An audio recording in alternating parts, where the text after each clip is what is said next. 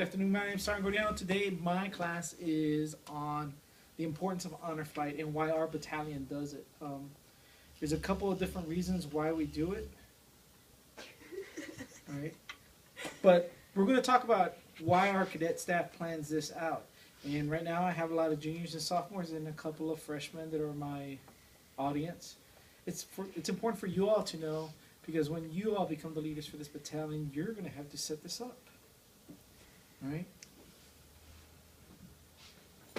Number one, it goes for our battalion. It's our service learning project, and actually, the Rated Battalion welcomes World War II vets and Korean vets, war vets, and they arrive at BWI to visit World War II and Korean monuments in Washington D.C.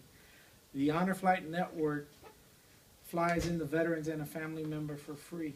Now, the organization, like I said, it's about the veterans, and it's about bringing a family member. And if they don't have a family member, because a lot of these vets are mature citizens, and a lot of them have lost either their spouses or their children.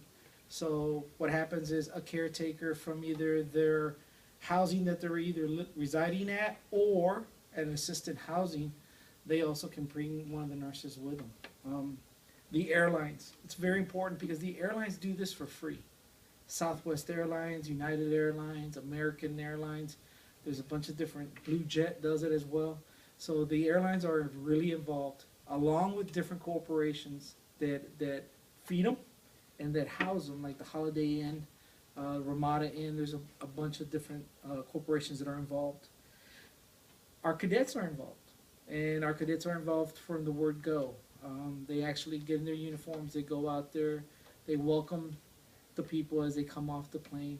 So the cadets, it's a big thing for World War II vets and Korean vets to actually see young people who still care about their service. And of course, there's active duty units while we're there. They also are there because they have to. 1-star general, full bird colonel, promotable, needs to be on ground when these gentlemen and women get off the plane. It's just custom, and it's a courtesy.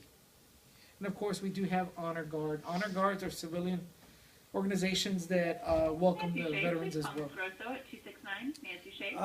The explanation of the organization, once again, it's a non-profit organization. It's done for free. It's done on people's actually donating money and corporations donating money.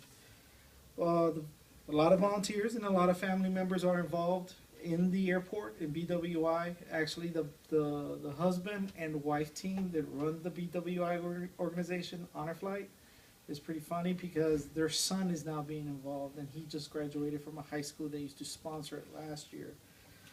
Cadets get community service hours towards graduation in our county.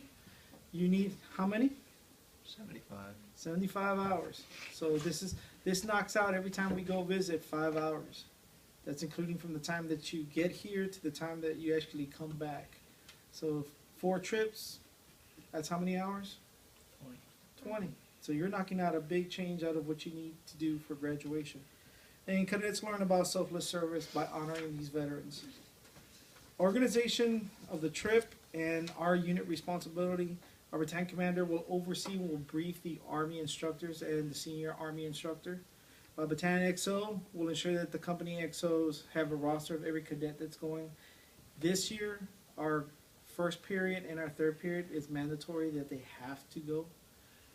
Our 5th and 6th period are going to be going in April, and it's mandatory. How many are from 5th and 6th period? Got a few. Good. Well, just in April, come April, be ready to go. Our command sergeant major will cover the uniform of the day of the trip, and because it is an official trip, we have to be in Class A or Class B, depending on the weather as well. We might wear our windbreaker jackets. Company commanders and first sergeants will ensure that the students or the cadets are accounted for before we leave, while we're there, and when we get back. Yes, cadets have a habit of getting lost at the airport. And our company executive officers will also have a detailed roster to the battalion XO, and ensuring that everybody gets back in one piece and everybody's accounted for once we're back on ground. Operations and training sections gather that roster of names.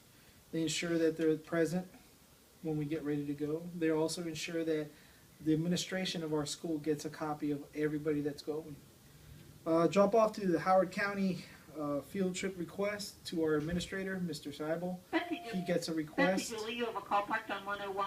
Betsy Dooley, 101. From an S3 Sergeant Major or S3 officer. And of course, we're going to type and copy a field trip permission slip to be distributed to the cadets a week prior so they can turn it in. And then of course, we're going to contact the honor flight with the names of the cadets and the instructors so we can get boarding passes. Or gate passes, not boarding passes.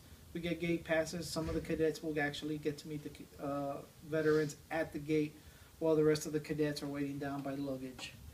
And of course, we place a bus request with one of our bus companies here.